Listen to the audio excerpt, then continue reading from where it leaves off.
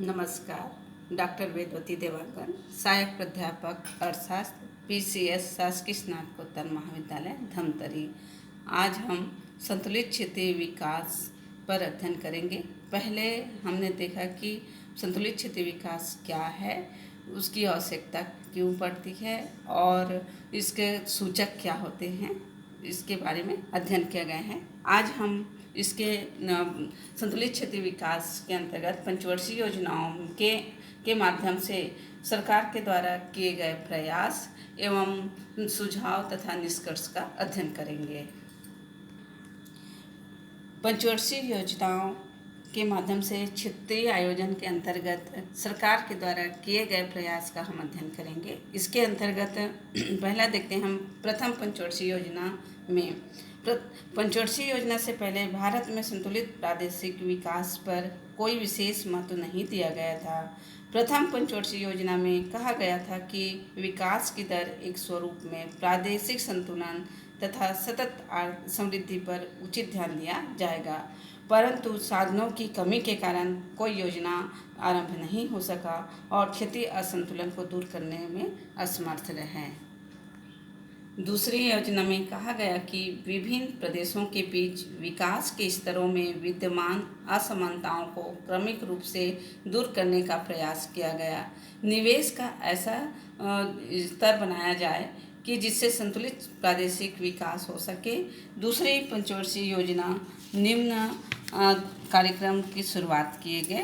पहला, पिछड़े क्षेत्रों में शक्ति, जलापूर्ति, परिवहन तथा सिंचाई सुविधाओं की व्यवस्था किया गया।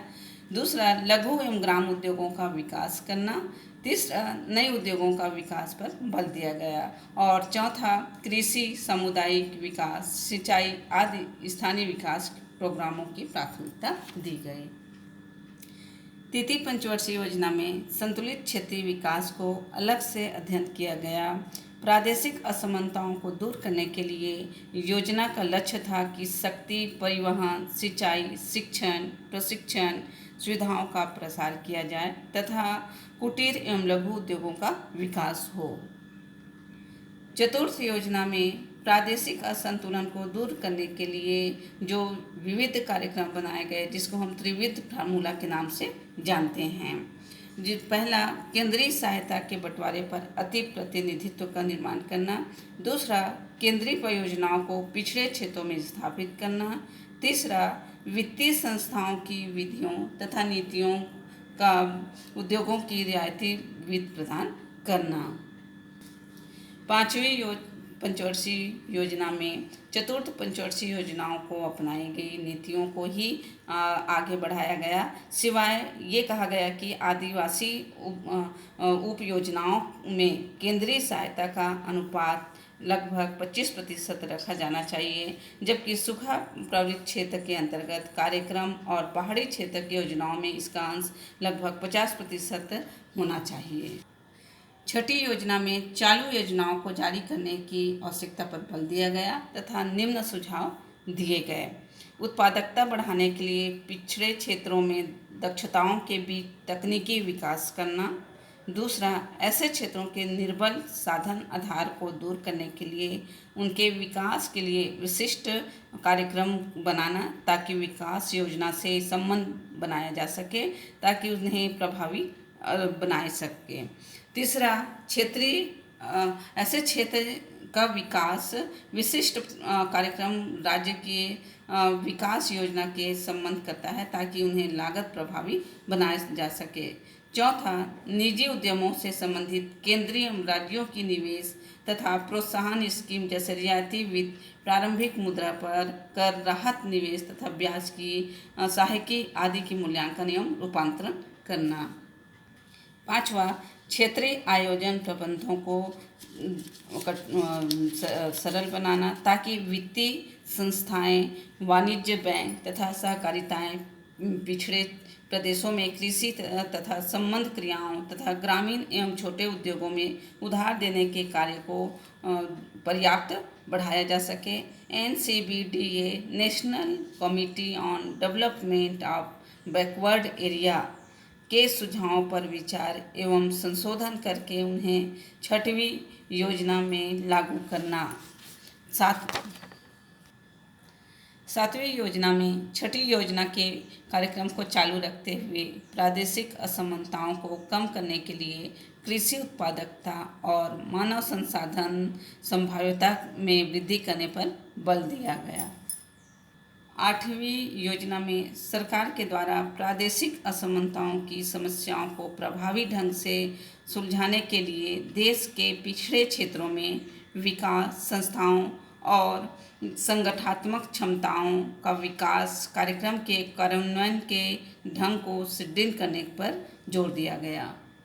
नौवीं योजना में उल्लेख किया गया कि आधार संरचना में सार्वजनिक विनियोग का बढ़ावा दिया जाना चाहिए और कम संपन्न राज्यों की ओर इनका अग्रसर होनी चाहिए तथा सभी राज्यों को आपसी सहयोग के द्वारा सार्वजनिक नीति से कार्य योजना तैयार करने पर बल दिया गया जो सभी राज्यों के लिए स्वीकार्य हो। पिछड़े क्षेत्रों में कृषि की उत्पादकता में वृद्धि, ग्राम क्षेत्रों और देशों का अन्य भागों के बीच उन्नत परिवहन एवं संचार सेवाओं का तथा विपणन सहायता का प्रावधान करके समन्वय की मात्रा में वृद्धि करना। 10वीं योजना के अंतर्गत क्षेत्रीय आधार संरचना को विकसित करने पर बल दिया गया। राष्ट्रीय सम विकास योजना की शुरुआत की गई। 11वीं तथा 12वीं योजनाओं में आधारभूत संरचना तथा संतुलित क्षेत्रीय विकास हेतु विशेष बल दिया गया। अभी तक हमने पंचवर्षीय योजनाओं के अंतर्गत सरकार के द्वारा किए गए प्रयास पर हमने चर्चा या विस्तृत अध्ययन करें। उसमें ये कुछ हमको कमियां दिखाई दी, जैसे कि संसाधन की कमी, आधारभूत संरचना का विकास सभी क्षेत्रों में एक साथ ना होना। तो इसे सरकार को क्षेत्रीय संतुलन विकास पर बहुत कठिनाई और ये हुआ कि मतलब इतना कि हम प्रभावी ढंग से उसको संचालन करने में सरकार की संभव नहीं हो सका। अतः इसमें कुछ कमियां रहीं, तो इसको संतुलित क्षेत्रीय विकास को दूर करने के लिए कुछ सुझाव दिए गए हैं। इनमें से पहला, तीव्र क्षेत्रीय संतुलित विकास करने हेतु अनुकूल अवस्थापना को स्थापित करना चाहिए। दूसरा, पिछड़े क्षेत्रों में भारी विनियोग परियोजना, पिछड़े क्षेत्रों के लिए अलग की रणनीति बनाई जानी चाहिए।